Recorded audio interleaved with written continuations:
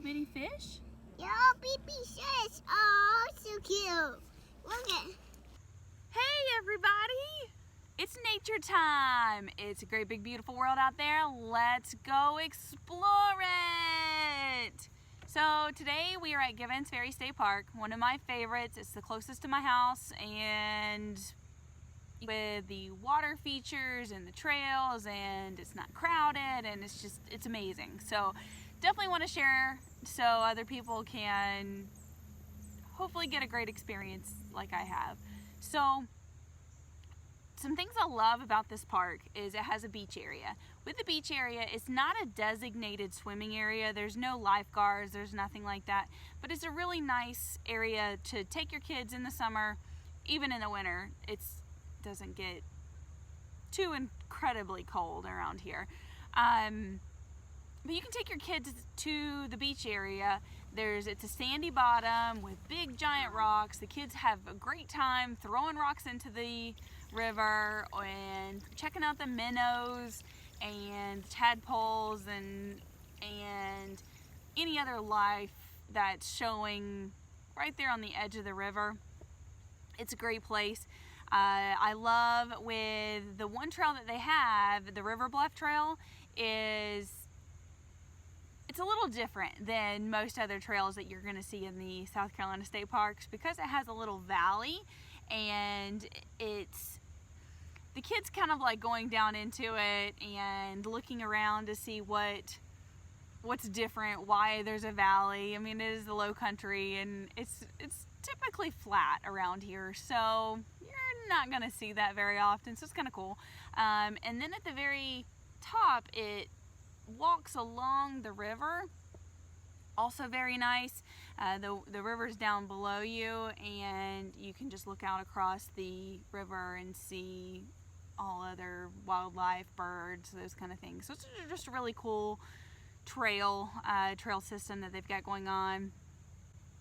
I also love that it's not very crowded. It's something that I can come here just about any day of the week and not have anybody here except for campers. But they're not taking over the day use part of the park. And so my son and I can come out here. We can go to the fields and just run around in the field, or go to the trail, or go to the beach. The one thing about the beach is, of course, during the weekends and during the summer, you're gonna have a lot of people that are tubing down the river, and that's the only downside, is that it can just get a little bit crowded during those hot summer days on the weekends. People coming in to tube, and they'll park here, put the tubes in, and then they'll drift down the river a little bit and come back and get their cars later. It's not a big deal, but it's something to think about if you are considering coming on a weekend or a holiday or something like that. Downsides to this park. So as much as I love this park, there are a few things that can get a little frustrating. The bugs on the trail will carry you off, or at least it will feel that way. They are bad. You know it's bad when a 2-year-old that loves nature says, "No, mommy, too buggy, too much. Carry me back." So that was what happened last week when we came. He couldn't handle it. I couldn't handle it. We had bug spray on. I even had this same shirt on, and they were chewing up my elbows where it was just tight enough that they could get a hold of the skin instead of, all over my face. It was just bad. It was not fun. So if you're coming to the park in late summer, just make sure you either pack your Thermacell or something that's really, really good for bug control. As far as I know, it's only at the trailhead and into the trail a little bit. It's not everywhere in the park. The fields don't seem to be too bad. Around the beach area is not bad. Around the playground's not bad. It's just on that trailhead. So you can still come here and have a great time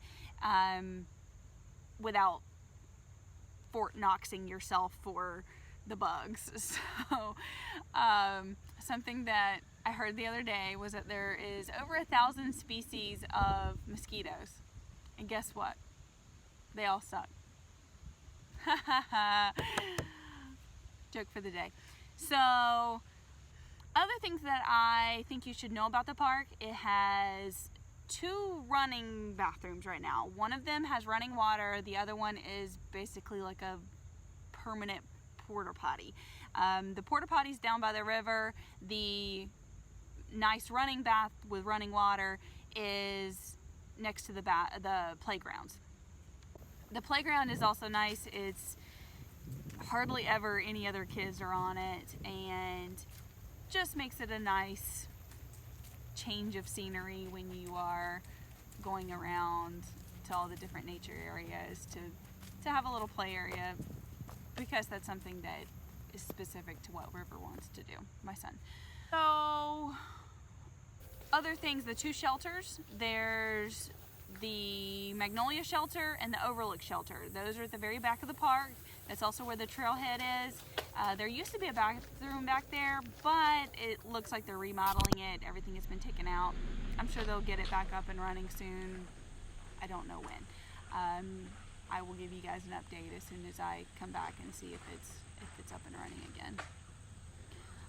The shelters are available for use as long as they are not rented out by anybody. So you can come, have your lunch there, and enjoy the covered, super nice area just for day use. One thing to keep in mind after speaking with the park ranger a little bit, try not to use any chalk on the sidewalks or on the tables and anything around there, around the shelters, because it doesn't wash off when it rains. They've said that they've actually had to pressure wash it off because it just gets stuck into the concrete and it doesn't look very good. So just something to keep in mind if you plan on spending the day there. No chalk. Old trees. It's got some very nice features of this park. I just wish that there was more to see. Of course, with a 2.5-year-old, you're going to be able to come to this park several times and still see something different every time you come. Wildlife being a major part of it, and some wildflowers, and of course when the leaves fall with the seasons, everything is going to be a little bit different. So that is another great point. Any park that you're visiting, go back and revisit it often, because your kids are going to start to notice things that are changing about the seasons, and they wouldn't normally get to see that if it's not a familiar place, or if they only go there once a year, or whatever the case may be. It's cool for kids to learn how a nature space changes throughout the year. Oh, something that's not the end of the world, but I do think that you should know so that you're able to prepare for it, is there's really not very good self-service out here. Mommy, look at that water. What? So another really cool thing about this park and the river access is the water is actually tested every 2 weeks by DHEC to make sure there's no really nasty germs in the water. It is the longest blackwater river in the state of South Carolina. It might even be in the United States. So it's a very cool feature with this park, with the Edisto River. It looks dirty because it's a blackwater river, and what happens is where all the leaves and the debris that falls from the trees is decomposing, then it creates this substance that's called tannin that makes the water black. It turns the water black. There's definitely nothing wrong with that. That's all nature's course. Sometimes in the after a hard rain, you're going to see some foam build up around the creeks that go off of the river, that is not some nasty chemical that's just building up. It's nothing like that. All it is the tannin in the water actually gets aerated and coming off of the mountains, or not mountains, but I mean the bank. It's coming off the bank, and then it's rushing into the water, stirring up the water. It's just like bubbles you'd put in a pool or in the bathtub, is that the more you stir the water up, the more the bubbles come out. And that's exactly what's happening with the tannin. It's just stirring up the water and it's creating this foam that looks disgusting because it's kind of a brown color. Harmless, completely harmless. My kid has played in it several times. He takes the sticks and moves it, and it's a cool thing for your kids to do if you get to experience the tannin foam. That they can definitely play with it, and it is harmless. It's not going to hurt them, not going to hurt the water. It's fine. Look out for snakes. We want to respect wildlife. We live with them. We want to coexist. So sometimes you're going to run into snakes at this park. I personally have only ran into one, and it was in the water, and it was a harmless water snake. But it's still something you want to keep an eye out for, just in case something. When you're looking out and you're hiking, stay on the trails. Stay where you can see what's underneath your feet, of course. Thank you so much for taking time to watch my video. If there's anything that you'd like me to expand on with this video, if there's things that really resonated with you, I'd like to hear it. So just let me know in the comments on Facebook or on YouTube.